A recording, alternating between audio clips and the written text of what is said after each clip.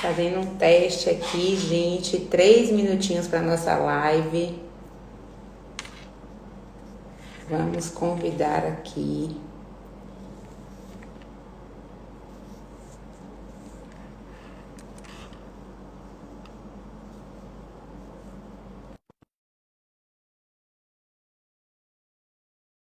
Nossa convidada de hoje, Cauane. Faltando 2 minutinhos para começar a nossa live. Ah, já consegui entrar. Que bom! Olá, Olá, bom dia! bom dia, doutora, tudo bom? Tudo ótimo, graças a Deus. Nossa live com especialistas aí rolando aqui no nosso canal no Instagram. E você, como nossa convidada, a gente está fazendo um teste aqui, pessoal, mas já tem pessoas entrando aqui. Vamos primeiro cumprimentar essas pessoas que estão aqui com a gente. Sempre falo assim, que a gente está invadindo o seu horário de almoço para conteúdo de valor, para trazer uma informação que de repente pode mudar a vida de alguém. Esse é nosso intuito, Cauane, quando a gente criou esse quadro aqui de lives com especialistas. Eu, como previdenciarista, que trabalho aqui lidando com crianças, com idosos, com pessoas doentes.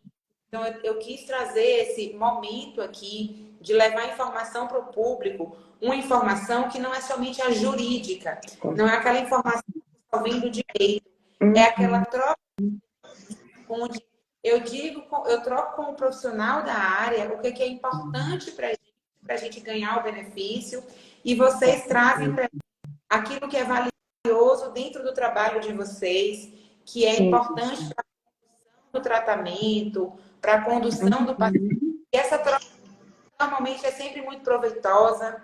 Convidar as pessoas que estão aí para participarem conosco, agradecer de todos vocês aí, pessoal, aviãozinho, convidem as pessoas. Vamos falar hoje sobre BPC, benefício de prestação continuada, o famoso LOAS do INSS, no valor de um salário mínimo, para as crianças com atraso no desenvolvimento.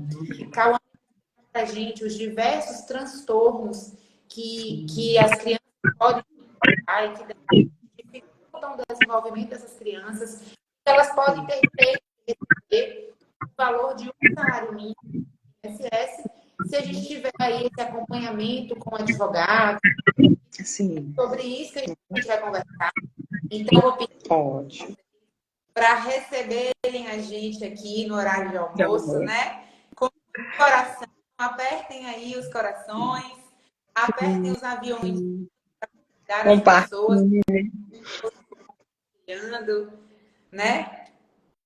A gente não conseguiu ter um sobre a condução aqui da live, mas só para te explicar também que é um momento de bate-papo, é muito livre para você falar aquilo que você acha valioso no seu cotidiano. A gente separa aqui umas 5 perguntinhas a respeito mesmo desses transtornos das crianças e a gente vai intervindo naquilo que é importante para do nosso lado aqui, como advogada, conquistar o benefício. E essa é a principal dúvida que chega para a gente advogada.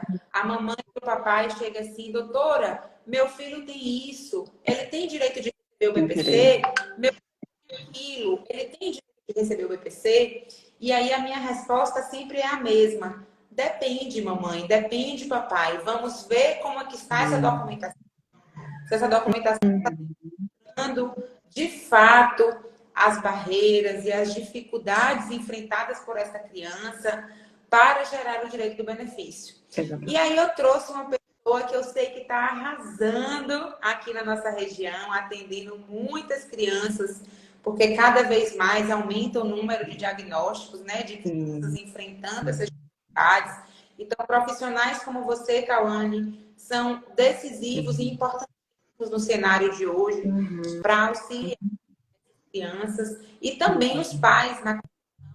Quero te agradecer imensamente a disponibilidade por ter aceitado o convite de estar aqui conosco, trazendo aqui, participando desse nosso propósito conteúdo para as pessoas. E dar a palavra agora para você cumprimentar o público, se apresentar um pouquinho, dizer quem você é, para a gente começar o bate-papo. Ótimo, ótimo. Boa tarde a todos. É um prazer estar aqui com vocês, né, no horário de almoço. Espero e acredito que esse momento será de conhecimento, de trocas fundamentais, né, para a família, para pessoas que têm aí uma criança com transtorno e que muitas das vezes não sabe, né, quais são os seus direitos, qual a maneira de conduzir, né, para que consiga ter acesso a algumas facilidades, né, e benefícios. Bom, Marília, eu não sei se sou eu, mas aqui a sua tela está escura. Tá para vocês também, gente? Aqui, para mim, está tudo ok com a minha imagem e a sua imagem. Pessoal, Então deve ser fale algo, se está tudo deve ser ok algo até. aqui, então. Não tem problema, eu não tô conseguindo te ver, mas não sei o que aconteceu. Porque normalmente fica as duas telas. Mas Isso, tudo aqui bem, também está tudo normal. tá normal. Normal por aqui. Pronto. Deve ser alguma coisa Um aqui. pouquinho de você para o público, fale um pouquinho do seu trabalho. Então, eu sou a psicóloga Cauane Gomes. Atualmente eu atuo em específico voltado ao público infantil, né, no tratamento de crianças que possuem o transtorno do neurodesenvolvimento. Eu tenho especialização em desenvolvimento infantil, na técnica, né, e ciência ABA, e também na área de psicopatologia, e especialização voltada realmente ao transtorno do espectro autista. No momento, o meu trabalho é mais na área clínica, né, e nós trabalhamos tanto com a parte neuropsicológica, que é o diagnóstico, que é fundamental, tanto na área de tratamento. E aí nós vamos perceber esse primeiro momento de impacto, que é o diagnóstico para os pais, né? Até acredito que será discutido aqui, né, nessa tarde, com relação aos custos, né, do tratamento, que normalmente é muito alto. Então, eu atuo na cidade de Livramento e hoje, né, o meu público, ele abrange a nossa região toda. Eu tenho pacientes em Piatã, Caraguataí, Paramirim, Dom Basílio, toda a nossa região aqui, né, eu tenho pacientes que vêm em busca tanto do tratamento quanto da avaliação neuropsicológica, que é para fecharmos o diagnóstico. E são crianças, né, em desenvolvimento e que têm um atraso muito significativo e que precisa desse suporte. Você já iniciou a sua fala aí, tocando num ponto que eu já quero abrir aqui a nossa live falando sobre isso. Sim. Existe aquele momento inicial onde a família e a escola começam a perceber uma dificuldade naquela criança em razão de comportamento, em razão de postura, e essa criança, essa família começa a ser sinalizada sobre isso, e aí ela vai em busca do profissional para firmar esse diagnóstico. E também existe aquela situação onde já tem um diagnóstico firmado, como conduzir essa situação com a família, com a escola e tudo mais. Então, para iniciar, já a primeira pergunta, eu queria que você trouxesse para a gente, assim, a nível de experiência de consultório mesmo, quais transtornos no desenvolvimento observa a presença desses transtornos, como é. Então, fala um pouquinho aí, quais transtornos do desenvolvimento afetam, impactam a vida da criança. Ótimo. Tá falhando um pouco a voz, mas eu vou tentar pegar aqui. O processo de diagnóstico, que é fundamental. Como a doutora Marília trouxe para nós, normalmente os pais percebem alguns atrasos e a escola e solicita uma avaliação, seja do fonoaudiólogo, do psicólogo ou do neuropediatra. né? Às vezes esse encaminhamento também pode vir aí do pediatra ou de alguma pessoa que já conhece, né, sobre os atrasos e vai em busca desse profissional. Então, o primeiro caminho é esse. A partir do momento, né, que o profissional e que nós realizamos uma avaliação neuropsicológica, nós vamos ter certeza do diagnóstico do transtorno do neurodesenvolvimento. Essa avaliação ela é extremamente importante para que a gente consiga avaliar esse cérebro, eu digo como se fosse um mapeamento desse cérebro, né? O que está respondendo, o que não está, onde estão esses atrasos, é um atraso significativo ou não, quais prejuízos esses atrasos vão trazer para a vida dessa criança e desse futuro adulto. Vai ser uma criança funcional ou não? Então, o diagnóstico, ele é fundamental. E aí vocês podem perguntar para nós, né? Mas quem fecha o diagnóstico? O psicólogo, ele consegue fechar. Mas para que vocês consigam, por exemplo, o BPC, é extremamente importante que vocês tenham o registro, né? E o laudo médico, que normalmente é do neuropediatra ou psiquiatra infantil. Então, isso já é um primeiro passo aí para que a gente consiga correr atrás dos direitos. Perfeito. E assim, é sempre importante ressaltar que para solicitar esse benefício, ó, tem uma mosca aqui perto de mim, gente. Para a gente solicitar esse benefício junto ao INSS, é extremamente importante, como o Cauane trouxe aqui, a presença desses relatórios, né? Às vezes, gente, não existe diagnóstico firmado. Não quer dizer que aquela pessoa não pode requerer, porque é possível, mesmo diagnóstico, relatar profissionais diversos, do psicólogo, do audiólogo e do próprio médico, as dificuldades enfrentadas por aquela criança.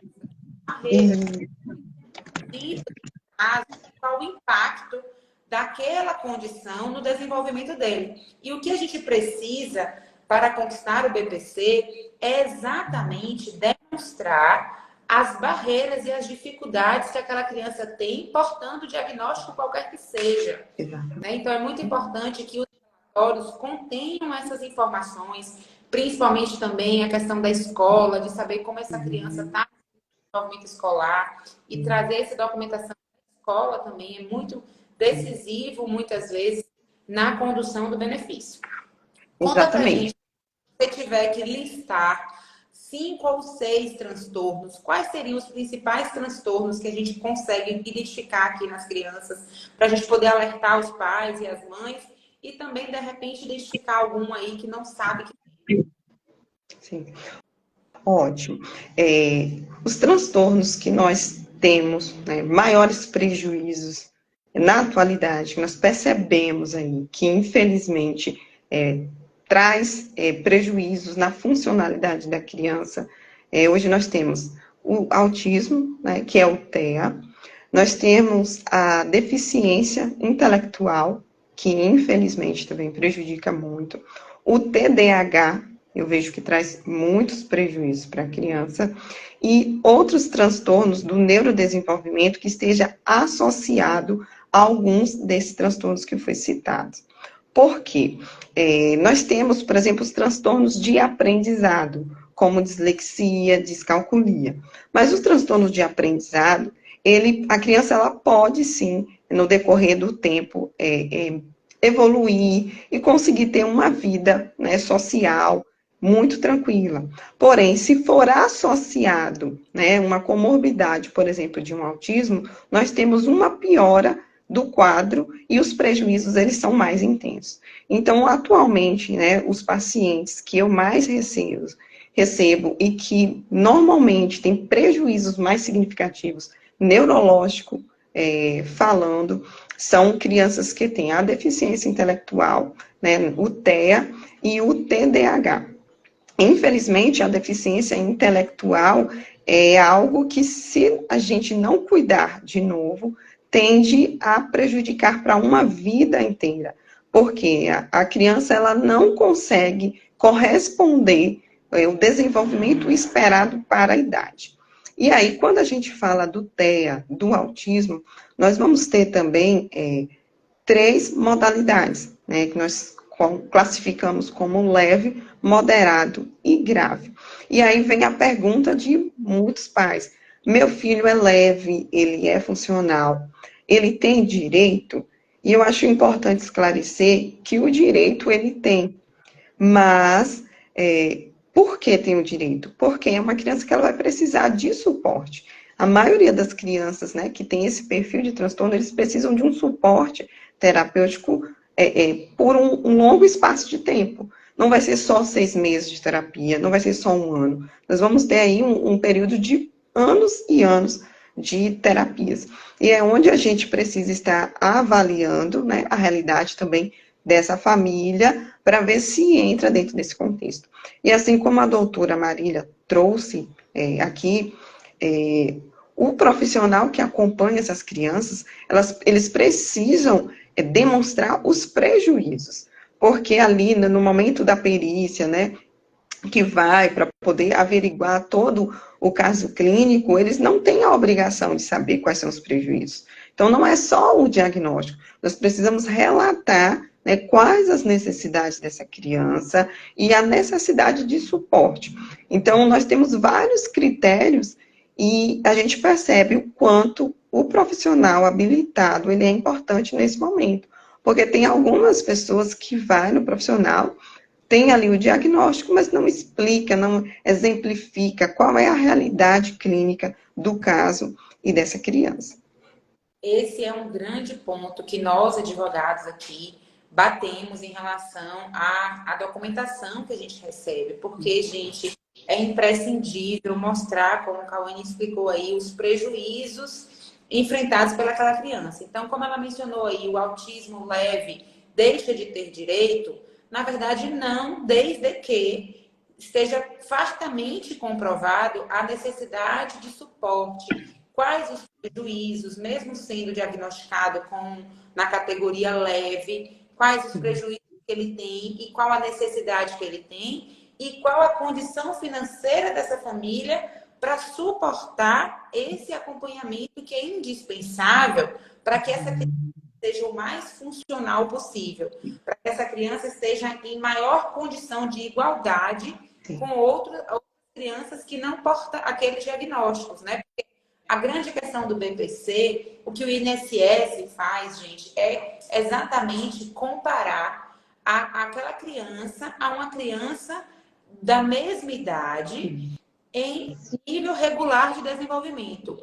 Existe alguma dificuldade, algum prejuízo, alguma barreira que para aquela criança está no mesmo status de igualdade, ela precisa alcançar? Então, uma criança com autismo leve, ela precisa de terapia A, B ou C para que ela tenha a mesma funcionalidade, ela consiga se equiparar a uma criança que não tem aquela necessidade, né?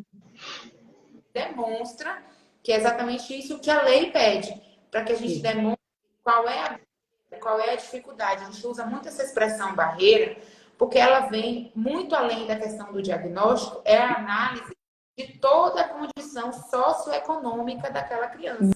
Não só como também as barreiras socioeconômicas que podem impactar. Então, às vezes, você tem uma criança com autismo leve em uma realidade social e outra criança com autismo leve em outra realidade social muito pior, que dificulta ainda mais a inserção dela e o desenvolvimento dela na funcionalidade que for possível. Então, essa criança que tem essa dificuldade social, essa dificuldade econômica, ela vai ter mais direito comparada com a outra que não está inserida nesse universo de mais dificuldade econômica, né? E aí a gente pode acrescentar, né, doutora Marília, que o que nós precisamos é dar a essas crianças acesso a esse tratamento. Né? E o benefício, ele vem com essa função de tentar colaborar, contribuir, baseado, né, em toda a avaliação clínica e, como foi dito, em toda a sua situação socioeconômica dessa família. E aí algumas pessoas podem colocar assim, ah, mas eu tenho um vizinho autista e ele é super tranquilo, ele vai na escola, ele é mega inteligente. Sim, nós temos crianças autistas que têm uma funcionalidade incrível, que têm um nível de inteligência altíssimo, mas isso não anula os prejuízos no seu desenvolvimento, né? E tanto é que nós sabemos, através das pesquisas, que as crianças que têm um cérebro autista, né, uma pessoa autista, ele tem maior probabilidade de desenvolver transtornos psiquiátricos, né, como a depressão, como o toque, como a compulsão alimentar. Então, se essa criança, né, esse ser, não receber um tratamento adequado, principalmente ali, né, na primeira infância, nós teremos, sim, prejuízos para uma vida inteira. E como profissional da área, é algo que acontece muito aqui na clínica, né? Os pais passaram em outros profissionais, não tiveram um diagnóstico ali assertivo, e aí, quando vai buscar, não resolveu, né, a situação, ainda tem dúvida com relação ao diagnóstico, e depois fecha um diagnóstico aí de TEA, por exemplo, com 12 anos de idade. Só que nós já temos aí, ó, um período enorme que esse cérebro, ele ficou sem estimulação. Ah, mas a criança, né, a pessoa, ela tem um QI altíssimo. Sim, para algumas habilidades, né? As outras, ela não vai conseguir alcançar, por exemplo, uma interação social. Ela não vai ser uma criança, um adolescente ou um adulto, um jovem, que vai conseguir trabalhar numa loja. Por quê? Porque não existe a troca, por exemplo, na comunicação. E quando a gente tem uma situação como essa, existem crianças que, por exemplo, não conseguem cuidar, né, nem da sua higiene pessoal. E nós vamos ter, infelizmente, também, né, a deficiência intelectual, muitas das vezes, associado ao caso. Então, era, assim, um diagnóstico leve. Mas, se não tem acesso a esse tratamento, nós temos prejuízos para uma vida inteira. Isso que é importante. E a gente gosta, assim, né? Eu sempre gosto de perguntar isso para os profissionais, porque aqui, pelo lado do direito, da gente conseguir a documentação, a gente não gosta de utilizar essa expressão leve, porque a gente entende muitas vezes que isso é uma porta de barreira para a concessão do serviço, infelizmente, porque muitos peritos, ainda desinformados, acabam por negar o benefício das pessoas em razão da expressão leve contida no relatório. Aí eu vou te perguntar de forma bem direta, é possível, mesmo portando esse diagnóstico considerado leve, não escrever este nome no relatório e utilizar outra expressão? É possível. É uma expressão que eu estou trazendo aqui muito mais para poder facilitar quem está ouvindo. Mas eu, por exemplo, não coloco. Eu não utilizo. Porque TEA, né, o transtorno do espectro do autismo, ele é autismo. Independente da condição leve, moderado ou grave. E o que vai diferenciar isso é apenas na necessidade de suporte de profissional. Então, assim, é um quadro que precisa de tratamento, independente do nível de suporte. Todos precisam. Eu mesmo não utilizo. Isso é bom porque isso facilita bastante o trabalho do profissional advogado na luta desse benefício, porque a gente sabe, gente, que mesmo tendo, meu filho tem autismo, não necessariamente ele vai passar na perícia médica do INSS. Infelizmente, Exatamente. a gente vê uma quantidade grande de crianças e de pessoas autistas tendo seu benefício negado no INSS em razão da perícia médica, né? Então, é importante sim ter essa documentação e a condução do profissional advogado que sabe dizer a documentação pelo prisma do Poder Judiciário, né? Pelo olhar do Poder Judiciário, que às vezes é um pouco diferente do olhar clínico, do olhar médico. Excelente, doutora. Inclusive, é uma orientação que eu faço aos pais dos meus pacientes. Procure um advogado, porque ele vai saber orientar quais documentações necessárias. Não acredite que porque está funcionando tudo no passo a passo, que está garantido que vai dar certo. Porque não é a realidade do nosso país, não é o que na maioria das vezes acontece. Né? E eu recebo muitos pais frustrados por isso. Então, o quanto você puder ir informado e bem preparado né? Para saber o passo a passo é fundamental ser orientado e ter esse suporte profissional. Às vezes também a condução na perícia médica do INSS, na perícia social também, outra perícia que é realizada. Exato. Algumas informações do cotidiano da vida daquela família, daquela criança, que muitas vezes, por não ser perguntado lá no INSS, ela não fala. E aquela condição é uma barreira. Aquela condição enfrentada naquela família é um ponto de dificuldade que pode gerar ali o reconhecimento do direito quando associado a múltiplos fatores, a múltiplas informações. Então, o que o profissional advogado faz é aliar essa documentação médica e entender, através de uma entrevista muito detalhada, o contexto de vida daquele indivíduo e conduzir ele da melhor forma para que o maior número de informações do INSS. Então, é um papel decisivo e importante do advogado desde o momento do requerimento do INSS, não no momento em que se nega o benefício, mas para evitar que o INSS negue o benefício. Mas saindo aqui agora um pouquinho sobre a questão do espectro autista, que também é um tema muito falado, mas eu queria entrar sobre outros fatores e que às vezes os papais e as mamães acreditam que têm direito.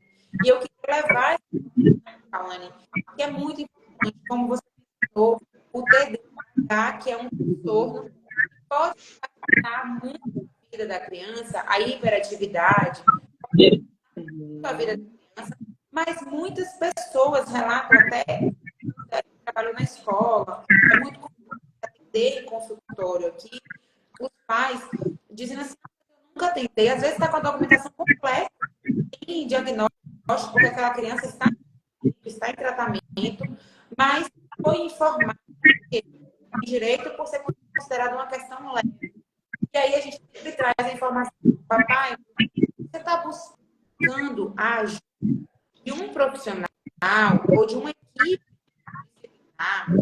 para que o seu filho se desenvolva em relação de igualdade com os demais, aí reside o direito dele.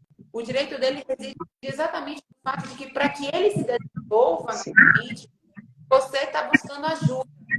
E o transtorno, o TDAH, como também transtornos de linguagem, transtorno global, que às vezes é mais leve, não traz desses papais, dessas mamães, para a concessão do benefício, quando elas podem sim buscar. Então, fala um pouquinho da gente sobre as maiores dificuldades enfrentadas pela criança com TDAH e outros transtornos, a própria dislexia também. Ótimo. Nós precisamos lembrar que quando nos referimos a todos esses transtornos do neurodesenvolvimento, nós estamos falando de uma parte fundamental para a vida, que é o cérebro. Então, assim, neurodesenvolvimento, nós vamos ter prejuízos neurológicos que vai afetar todo o desenvolvimento dessa criança. Algumas pessoas não sabem, mas uma criança, por exemplo, que tem um TDAH, que tem, por exemplo, uma descalculia, que é uma classificação mais tranquila, né? Na maioria das vezes ela tem uma dificuldade motora que passa desapercebida pelos familiares, acha que é porque é um menino ou uma menina que é fraca, que não gosta de algumas atividades, mas tem um comprometimento, por exemplo, na questão motora global, que passa desapercebido. Por quê? Porque tem um transtorno neurológico ali que não foi identificado. Então, na comunicação, na questão motora, nas alterações sensoriais, né? O que são essas alterações sensoriais? É a maneira como eu percebo o mundo e recebo esses estímulos no meu cérebro. Muitas das vezes tem crianças hiperagitadas, né, as imperativas aí, que elas têm uma necessidade imensa de receber muitos estímulos para se autorregular, para capturar as informações desse ambiente.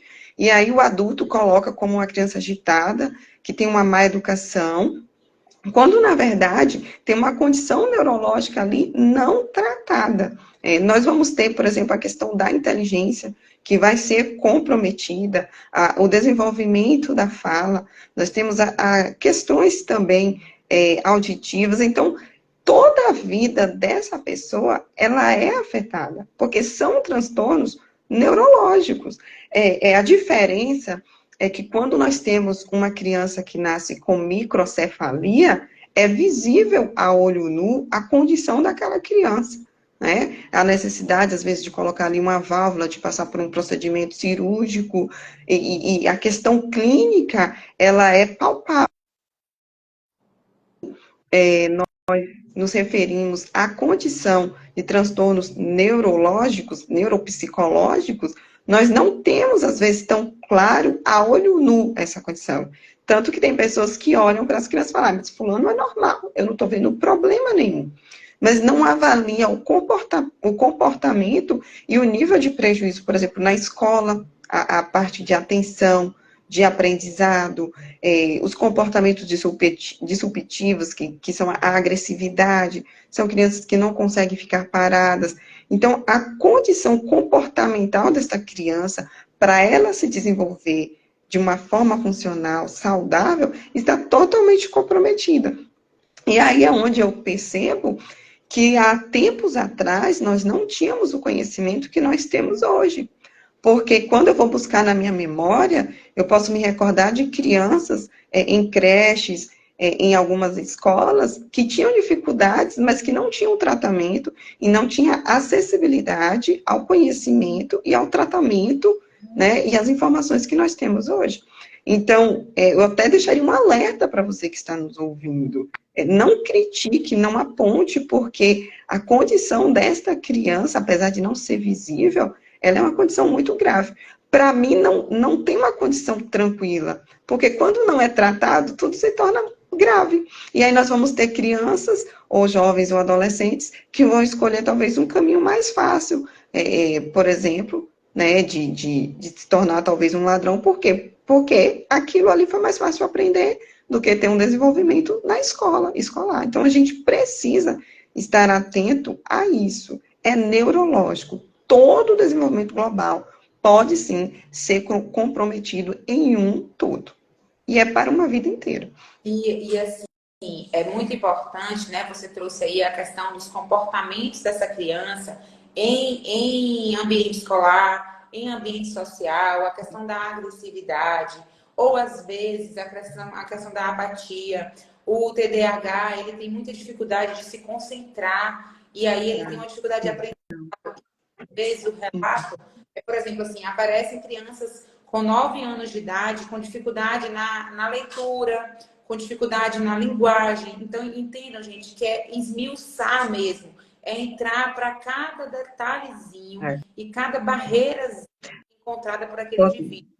Uma criança de 9 anos em escola regular, ela consegue ler? Ela consegue ler, não apenas decodificar as letras, mas ela consegue ler com compreensão de texto, ela consegue ler. Então, a gente percebe que tem algumas crianças com esses diagnósticos que não conseguem fazer essas tarefas simples, essas tarefas do cotidiano. E isso é a barreira, isso é a dificuldade, que muitas vezes pode gerar o direito da criança e que o papai e a mamãe em casa não está sabendo, né? Porque às vezes não está correta e está achando que às vezes o filho é preguiçoso, o filho é ruim na escola, o filho não se dedica. E também tem uma questão que às vezes o ambiente escolar tradicional não gera um estímulo adequado para aquela criança, para as habilidades que ele precisa para ser estimulado ao seu aprendizado. É comum também, eu queria que você falasse um pouquinho, Cauane, sobre isso, a questão do comportamento, do sentir dessa criança, que às vezes os papais relatam assim, meu filho não gosta de ir para a escola, porque ele tem um sentimento ali, aquela criança, um sentimento de que ele não faz parte daquele universo, de que ele não consegue aprender, de se sentir burro, né, de se sentir inferior. Isso pode causar, inclusive, outros tipos de uma ansiedade, uma questão de uma depressão. Então, são outras doenças associadas àquela patologia quando ela não vem sendo acompanhada, quando ela não vem sendo reconhecida e aceita por aquela comunidade onde está aquela criança, né? O pai, a mãe, a família. E, às vezes, não cuida dessa criança, ela começa a outros transtornos. Nós vamos ter dois pontos nessa questão. A importância do diagnóstico e de não normatizar tudo que acontece. Por exemplo, nós estamos numa realidade pós-pandemia, em que a alfabetização de algumas crianças foram feitas em casa. E aí alguns pais estão com seus filhos com 9, 10, 11 anos, que não sabem ler, como foi dito pela doutora, não sabem, né, codificar ali, interpretar o texto, e os pais acabam normatizando, achando que é preguiça. Não é. O seu filho pode ter um transtorno do neurodesenvolvimento. E aí, se nós não identificamos esse diagnóstico e não buscamos um caminho para resolver esse problema, nós vamos ter vários problemas seguidos, um atrás do outro. Então, olha o quanto é fundamental essa avaliação clínica feita por um profissional. Segundo ponto, a questão da escola. Eu diria, doutora, que é uma grande barreira, uma das maiores a serem ultrapassadas. Por quê? Nós não temos, né, um ambiente que normalmente consegue corresponder às necessidades desta criança. A maneira que uma criança que tem TDAH, ou que tem o TEA, ou que tem a dislexia, ou a descalculia, ou que tem uma deficiência intelectual, ela vai aprender, vai ser normalmente de uma forma diferente do que é costume, né? A aula exposta, por exemplo, no quadro, ela é já um método tradicional aqui na nossa cidade, por exemplo, na nossa região. Mas a criança autista ou que tem o TDAH, eles têm uma necessidade de ter tudo muito visual para facilitar a compreensão e esse aprendizado. Né? Nós temos a questão da discriminação auditiva, eles conseguem capturar alguns sons que são mais fáceis, outros são insuportáveis. Então, se a escola ela não faz, né, um plano, né, de ensino específico, né, um PDE, se a escola ela não faz uma metodologia adaptada para aquela realidade, é uma grande barreira e por isso nós precisamos de tanto suporte profissional também e de correr atrás dos direitos. Então, a escola ela tem um papel fundamental. Por quê? Se a gente for deixando essa criança passar sem aprender, nós costumamos usar o termo da neuroplasticidade que toda criança tem antes dos 5 anos de idade. Né? Nós temos essa neuroplasticidade a longo prazo, mas não funciona de uma forma tão eficiente quando ali na primeira infância. Então, até essa questão neurológica, que é mais fácil de aprender, a neuroplasticidade facilita a gente correr atrás desses prejuízos. Se isso não acontece ali num tempo adequado, existem prejuízos que não vão ser revertidos de jeito nenhum. E é o que eu recebo, na maioria das vezes, aqui na clínica. Então, nós temos aí a escola como um papel fundamental. E também diria aos pais, não deixe de pedir os relatórios da escola. Por quê? Como que você vai mostrar para o médico, né, a realidade do seu filho ali no ambiente escolar? O médico, ele não está lá para ver. É um documento importante, no meu ponto de vista. É extremamente importante. A gente, obviamente, torce, né, para que no futuro todas essas escolas se adaptem, se capacitem, porque essa é a realidade cada vez mais frequente na nossa sociedade, como apresenta que portam esses transtornos. É importante que a temática da escola no sentido de criar um ambiente adequado. Porém, gente, sabe que essa não é a realidade de hoje. Então, assim, se a escola tem esse suporte necessário, mesmo na zona rural, para criança que tenha essa todos todos, e na própria família, elas não têm nem condição da condução do tratamento, não tem condição financeira. Às vezes, financeira tem dificuldade de transporte, mora longe demais da cidade. Isso é barreira. O transporte, a dificuldade de acesso às terapias em razão das distâncias do local onde reside é uma barreira. Aliado ainda à questão do ambiente escolar não ser adequado, né? O ambiente impróprio. Aí, isso tudo é avaliado em relação a, por exemplo, vamos dizer assim, como você falou aqui, que uma criança com dislexia é uma criança que ela pode facilmente se desenvolver e tornar um adulto funcional, um adulto que toca a vida, porque o objetivo é esse, é fazer com que as crianças se desenvolvam de forma funcional, tornarem adultos funcionais, adultos que cuidem da própria vida, que consigam trabalhar, gerar emprego, gerar renda, cuidar da própria vida. E a questão é que naquele exato momento, ainda que uma criança dislexa, né, com dislexia, ela consiga, né, ela tenha um potencial para se desenvolver consciente, fato é que naquele momento, naquela vida, portando aquela vida, ela tem alguma dificuldade de ser acompanhada, ou precisa estar no escolar correto.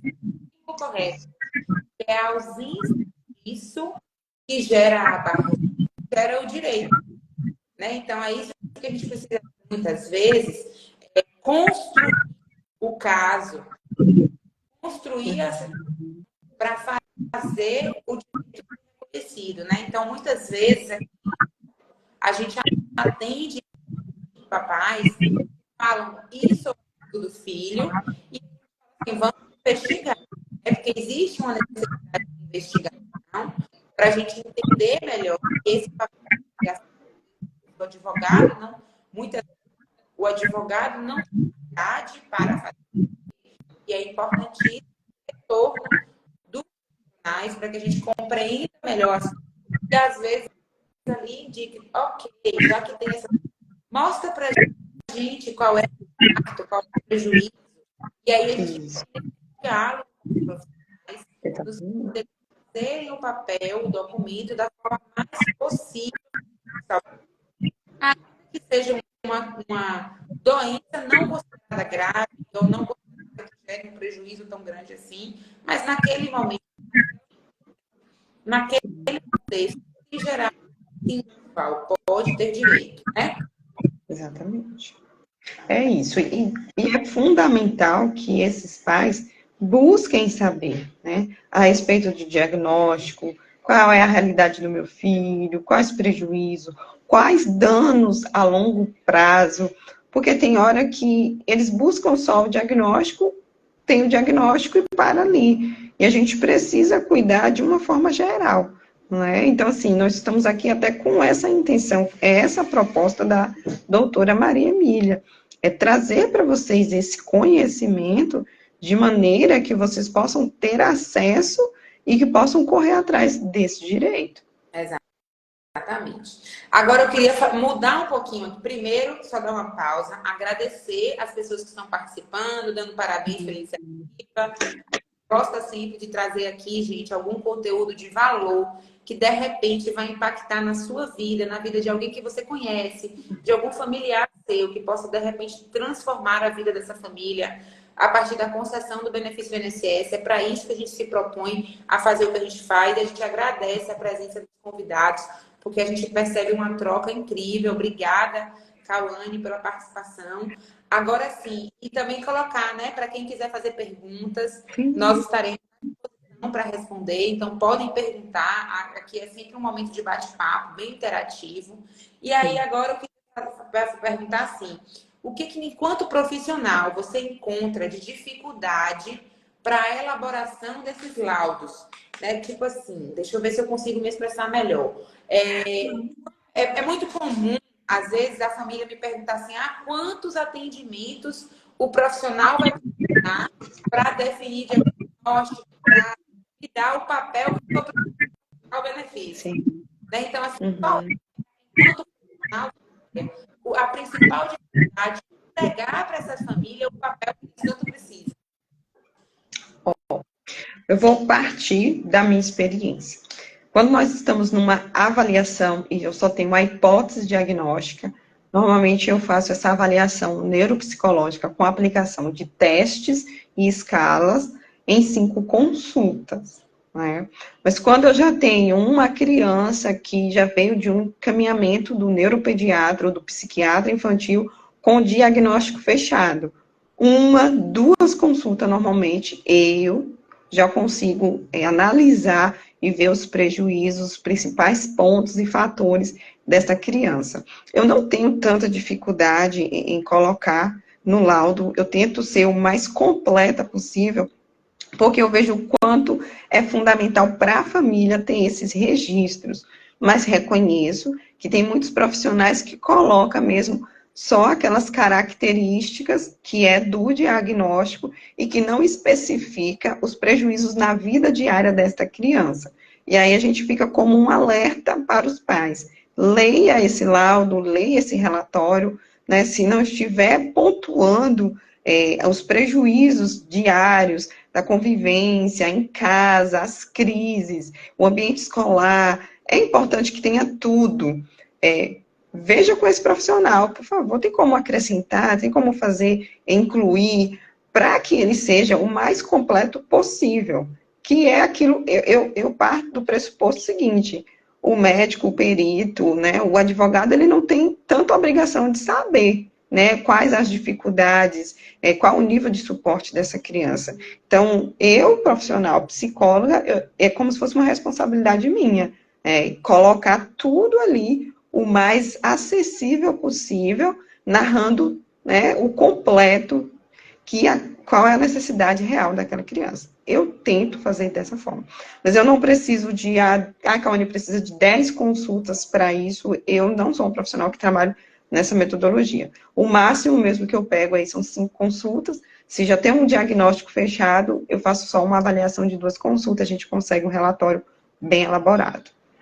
Então, pessoal, tá vendo aí a doutora explicando isso, pelo que eu percebi, é algo que pode ser diferente a partir de cada profissional, né? Mas é uma média aí de 5 consultas ou 2, dependendo do que já tem de documentação prévia, para definir esse diagnóstico aí e auxiliar. Quando eu falo sobre escrever e esmiuçar a questão dos prejuízos, eu observo também aqui no meu cotidiano, porque às vezes a gente faz uma entrevista e a gente pergunta diversas coisas sobre o cotidiano daquela criança, né? E aí o papai e a mamãe relatam, por exemplo, que a criança tem muita dificuldade para dormir, ou então ela acorda no meio da noite e a criança fica agitada, ela fica brincando, ela fica caminhando pela casa.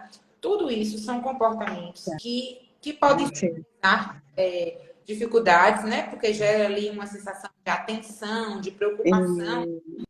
E tudo isso, por exemplo, tem que escrever e muitas vezes não aparece. Às vezes aparece dificuldade de dormir. E mas às vezes fica ali a gravidade disso. Aí, às vezes, assim, por exemplo, relatos de crianças que conversam, que relatam ouvir vozes. Então, todas essas questões, quando escritas, né, muito além da CID, que está naquele relatório, escrever exatamente o padrão de comportamento, a atitude praticada por aquela criança, é decisivo na análise de perícia judicial ou na perícia do INSS. Né? Então, a gente sempre fala, tem o costume de conversar com os papais e as mamães e de orientar nesse sentido, de solucionar mesmo, que escreva de forma minuciosa, de forma detalhada. Sabe que às vezes é difícil para o profissional também escrever isso, porque às vezes na demanda da correria, né, do atendimento, às vezes é difícil elaborar um laudo tão minucioso, mas a gente vem pedindo sempre a colaboração dos profissionais, tudo no intuito de fazer o reconhecimento do direito daquele indivíduo, que a gente sabe que uma vez concedido o benefício, né, quando aquela família felizmente consegue conquistar o benefício, ela tem muito mais oportunidade de conduzir essa criança da melhor maneira possível, né? De facilitar. Não é suficiente o valor de um salário mínimo. É um valor que auxilia, que colabora bastante para que esse tratamento adequado seja feito da melhor forma possível, né? Para essa criança e também para a família, né? Porque às vezes a família tem que aprender a conviver com essa criança e entender como tem que ser enquanto família, né? Porque as padrões que a gente recebe da nossa família, de condutas mesmo, de como criar uma criança, e são padrões que, da mesma maneira que a escola não está pronta, às vezes os pais e a família também não estão prontos para aquela criança, né? Eles têm que se ressignificar, têm que reaprender um jeito novo de como conduzir aquela criança. Qual é a forma correta de falar com aquela criança para atingir o objetivo, para conseguir fazer com que a criança faça o que precisa ser feito. E muitas vezes os papais, eles precisam se reinventar, os papais e a família, né? Que não é só o pai e a mãe, mas toda a família que está junto ali, ela precisa se reinventar para lidar com aquela criança, para que ela seja acolhida, né? Porque antes de mais nada, é importante o acolhimento dessa criança e o suporte através dos profissionais, através da escola, através da família e também através do profissional advogado na luta do direito, né? Exatamente. Eu queria saber se você encontra, já falando aqui de família, a barreira da família. Você encontra a dificuldade da compreensão da família sobre a doença, sobre a condução da doença, porque às vezes o momento da terapia, a meia hora, ou 1 hora, ou a 2 horas que seja, ela é insuficiente, porque tem que ter uma extensão daquele momento dentro de casa. E existe essa Exato. dificuldade. Sim. Sim, existe. Diria que a primeira dificuldade é o processo de aceitação, né? É, é, nós criamos, né, as mães, os pais criam toda uma fantasia de como vai vir esse filho, e receber um filho com um transtorno do neurodesenvolvimento é desconstruir uma imagem para construir outra, que é um processo difícil. E aí, nós vamos ter familiares que muitas das vezes não aceitam e esperam para ver, né, o desenvolvimento desta criança, e aí depois de um tempo volta novamente buscar o profissional. Então, assim, a família, ela é fundamental para esse prognóstico, para poder ter esse tratamento adequado. E o processo da terapia, se nós formos seguir o protocolo médico, eles sugerem 20 horas, por exemplo, semanais de ABA, né, que é a análise do comportamento aplicada, que é uma das terapias indicadas para a criança, por exemplo, com TEA. Mas quem consegue, né, pagar 20 horas semanais de um profissional? Então, isso vem trazer uma realidade, que o profissional é um custo muito alto para ter um profissional nesse nível. E aqui a modalidade que nós utilizamos são as terapias de 40 a 50 minutos, uma vez por semana. Então, é pouco. Se essa família não adere a esse tratamento, não segue as orientações desse profissional, não se torna um coterapeuta dentro desse processo, nós teremos, infelizmente, aí muitas dificuldades e poucas evoluções no quadro clínico. Então, é fundamental essa parceria. E não são todos os profissionais que trabalham com essa modalidade de orientação, né? Eu sou uma profissional que eu trabalho, eu acho que é fundamental e que afeta diretamente, né, essas orientações, até as questões do BPC. Normalmente eu pergunto para as famílias, vocês que já correram atrás, dou dicas, né, de profissionais advogados, por exemplo, para que a família ela seja amparada até nisso, que às vezes não me pertence, mas a informação ela é fundamental. Com certeza. E assim, a gente gosta de esclarecer, né, que o papel da família é decisivo e muitas vezes, numa entrevista, a gente percebe que esse familiar ele também está precisando de benefício. E de suporte. Ele também precisa de suporte, né? Porque às vezes o contexto de vida que tem aquela família como um todo nos leva a crer que a criança esteja enfrentando alguma dificuldade patológica que gera o direito do benefício, mas também ou o pai ou a mãe está enfrentando, não raras vezes, a gente atende mãe ou pai que aparece para a gente lutando pelo filho e às vezes com um quadro de mental debilitada, um quadro de outras doenças de ordem mental e que também é importante, até como uma forma, né, de também esse pai tem que ter a compreensão de que ele pode e deve lutar pelo direito dele,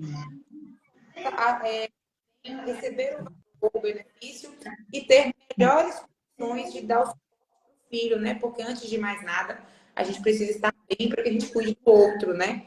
E às vezes a gente encontra papais e mamães muito desestabilizados emocionalmente.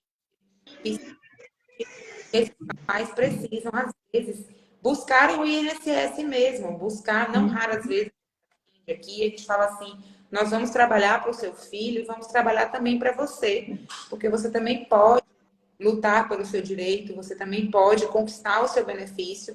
E aí, nesse aspecto, saindo um pouquinho da discussão aqui, da questão da médica, da psicologia, é importante trazer a informação do BPC mesmo, que existe um mito na sociedade, de modo geral, que quem recebe BPC numa família não pode receber outro benefício. E isso é um grande... Porque é perfeitamente possível que uma família que tem uma pessoa recebendo BPC, ela também possa ter direito de um auxílio-doença, se for necessário, ou de uma aposentadoria, se for o caso.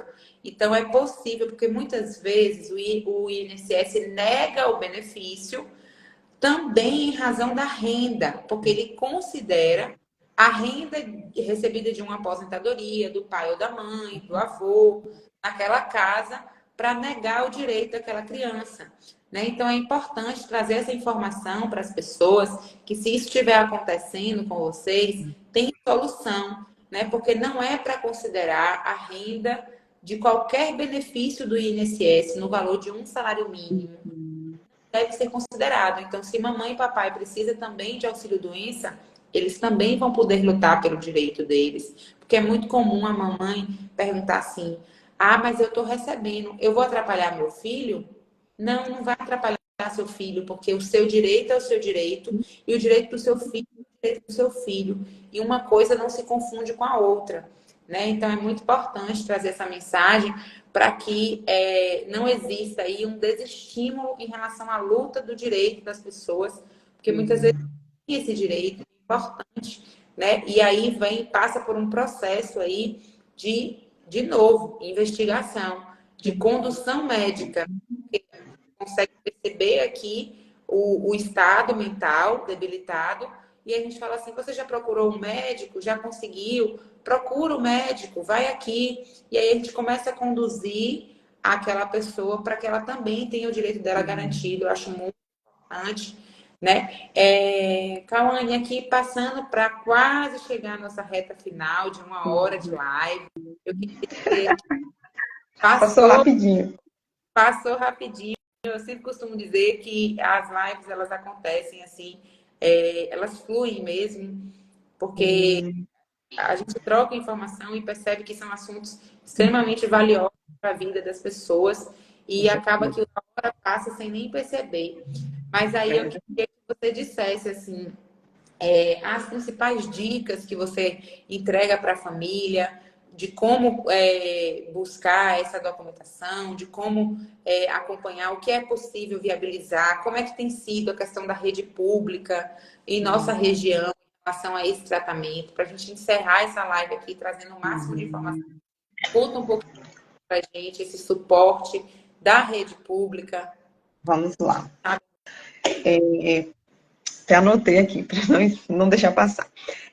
Com relação à rede pública, na nossa região, nós temos alguns profissionais, né, que já atuam, por exemplo, na policlínica, e, por exemplo, temos também em uma cidade aqui próxima, uma organização específica mesmo, que o município disponibilizou para tratar de crianças mesmo autistas, né, por exemplo, e nós temos esses profissionais. Agora, o que acontece? Devido à grande demanda na rede pública e na rede privada, eu vejo que nós não temos tido vagas disponíveis. E cada vez vem aparecendo mais crianças com diagnóstico fechado. Ou seja, tanto o setor privado quanto o público, ele está limitado, né, com relação a vagas disponíveis e profissionais disponíveis para oferecer esse serviço. E isso, infelizmente, afeta diretamente no tratamento e nos direitos dessa criança de usufruir, né, daquilo que é importante para a sua evolução. Então, nós precisamos, né, que o nosso governo invista mais mesmo na área, para que essas crianças elas não fiquem desamparadas, desassistidas desses profissionais. Nós temos, sim, locais e organizações que funcionam, mas que não dão conta. E aí vem a outra informação muito importante, né? Qual o passo a passo, Cauane, se eu estou suspeitando que o meu filho tem algum transtorno do neurodesenvolvimento? Eu costumo dizer que por dois caminhos. O neuropediatra é um, porque de qualquer forma você vai precisar do laudo do neuropediatra, o psicólogo e o fonoaudiólogo, normalmente, e o psicopedagogo são os três profissionais aí que avaliam e que fazem os encaminhamentos. Mas, dentro dessa documentação, é fundamental, por exemplo, no caso de transtorno de aprendizado, TDAH, nós temos o laudo do psicólogo, do psicopedagogo, relatório escolar e também o laudo médico, né? E toda a condição clínica dessa criança.